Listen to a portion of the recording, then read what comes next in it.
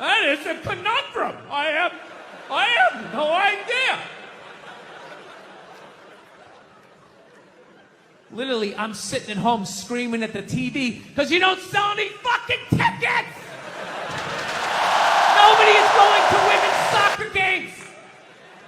You're playing in a 20,000-seat arena. 1,500 people show up. That's not a good night. The promoter lost his fucking ass on that gig. I'm not saying no professional female athletes, Serena Williams, the women in the UFC, you know, but nobody's watching your fucking sport. And then you're gonna come and you're gonna get mad at fucking men. They keep doing that shit. Why are you yelling at us? It's not our fucking job.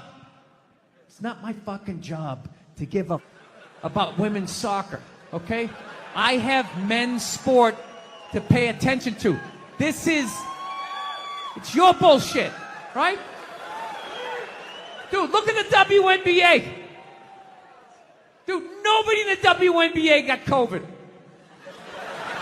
Nobody. They've been playing in front of 300 to 400 people a night for a quarter of a century. Not to mention, it's a male-subsidized league. We gave you a fucking league. None of you showed up. Where are all the feminists? That place should be packed with feminists. Faces painted, wearing jerseys, flashing their titties.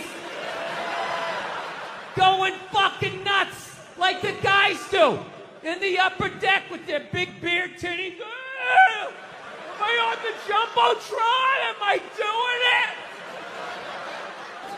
it?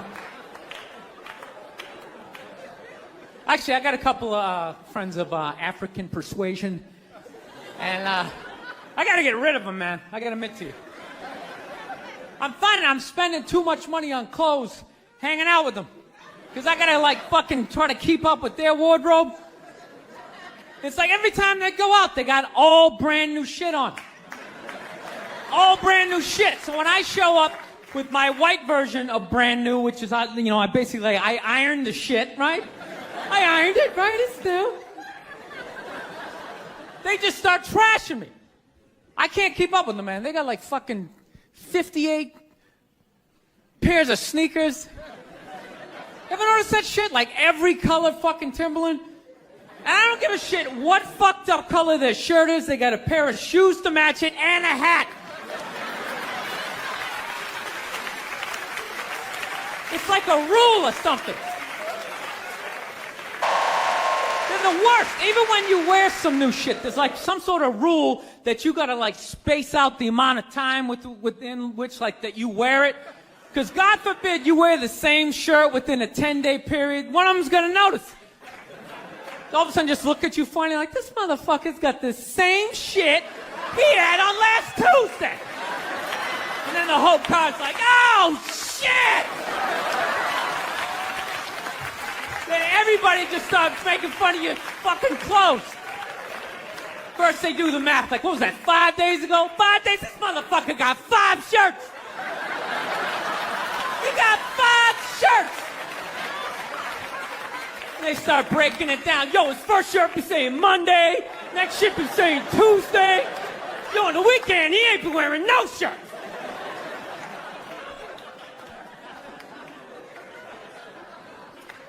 I'll tell you, it's actually funny. You know what? That's actually how I judge black guys now.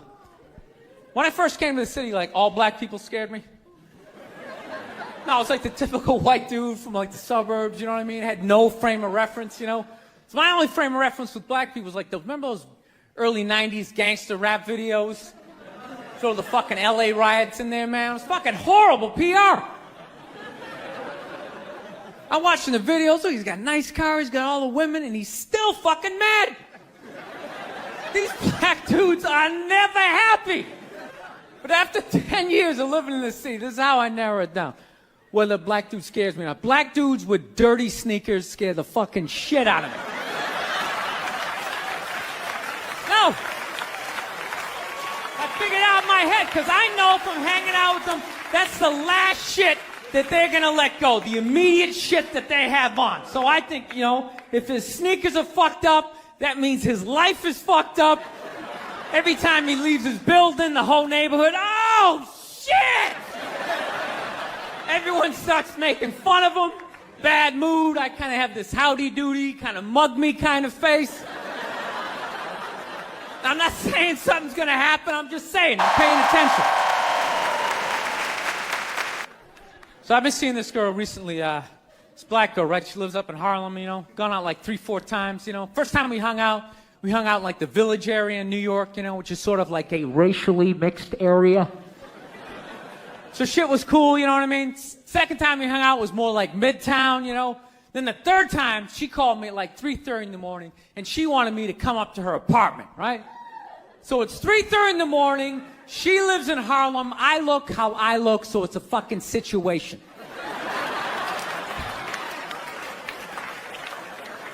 Yeah, because you know the deal, right?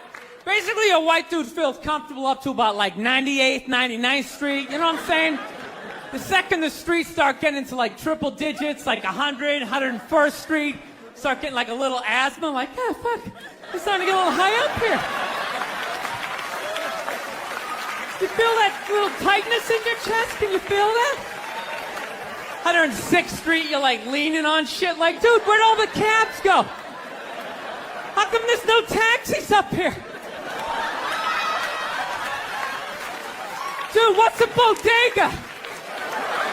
I don't know what that is. Let's get the fuck out of here. So I'm praying to God she's going to tell me to take the subway, get off at like 105th Street, 103rd, which is like the first stop in Harlem where I can still look over my shoulder and see like all the white people like disappearing over the horizon, But she goes, no, man, you want to get on the Uptown 2-3 train, you want to get off at 125th Street. I'm like, God, fuck, 125th Street. Jesus Christ, that's like right in the middle of everything. I'm going to be surrounded on all four sides. I can't fucking do this.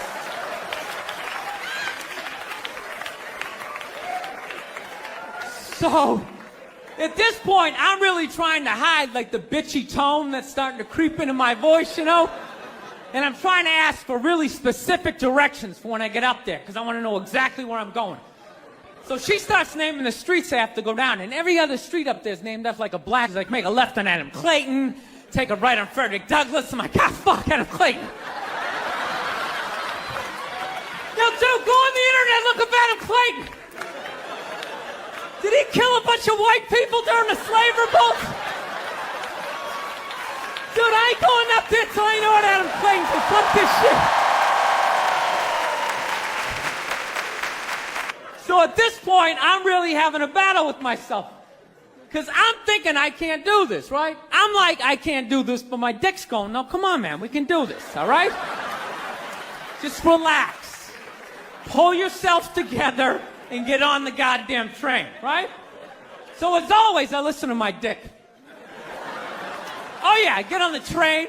By the time I get up there, it's like 5 or 4 in the morning, right? I'm staying on like Malcolm X and like Danny Glover or some shit, right?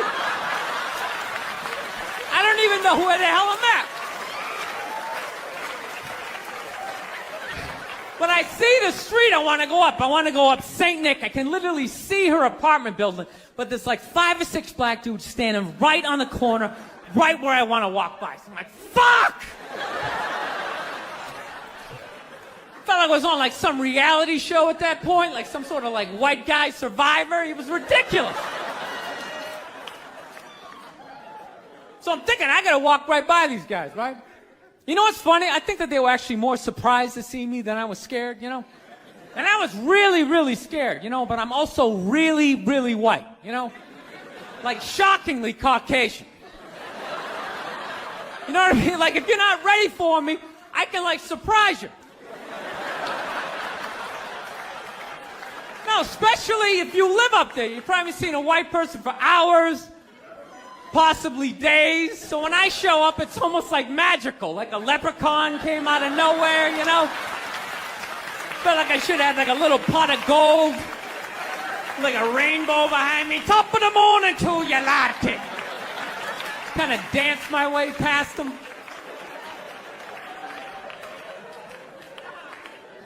But it's been going all right, you know.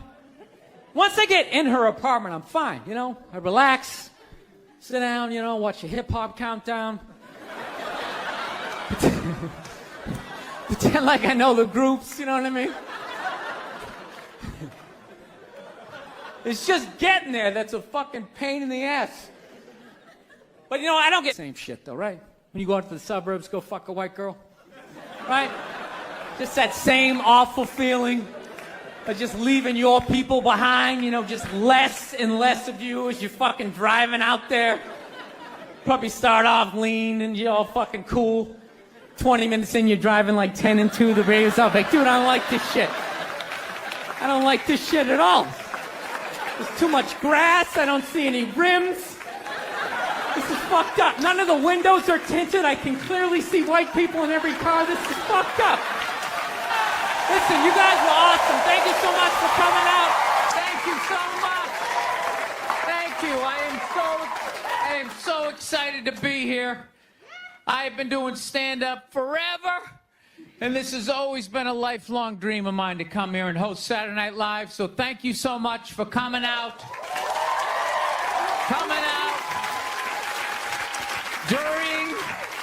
During these difficult times, you guys all look like surgeons with your masks on.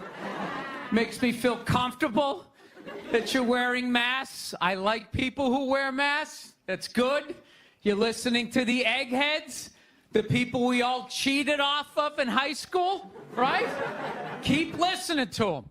And then if you don't wear a mask, that doesn't bug me either, right? Take out your grandparents, you know? Take out your weak cousin with the asthma. I don't care. It's your decision. There's too many people. It's a dream come true. If you're that dumb and you want to kill your own family members, by all means do it. Stop. It's literally a dream come true. And speaking of dreams come true, did you see Rick Moranis got sucker punched on the Upper West Side? New York is back, baby! New York is back! Yes! We lost our edge there for a minute. City started looking like a giant Bed Bath & Beyond, and then bam! Oh, Ricky took one in the chops. It had to happen. That's what happens when you stick an M&M store in Times Square. All right? The universe has to balance itself. Get the peep shows back in Times Square. Old people can walk safely 40 blocks away. I don't know. I'll probably get canceled for doing that joke, you know? How stupid is that cancel thing? They're literally running out of people to cancel. They're going after dead people now. They're trying to cancel John Wayne.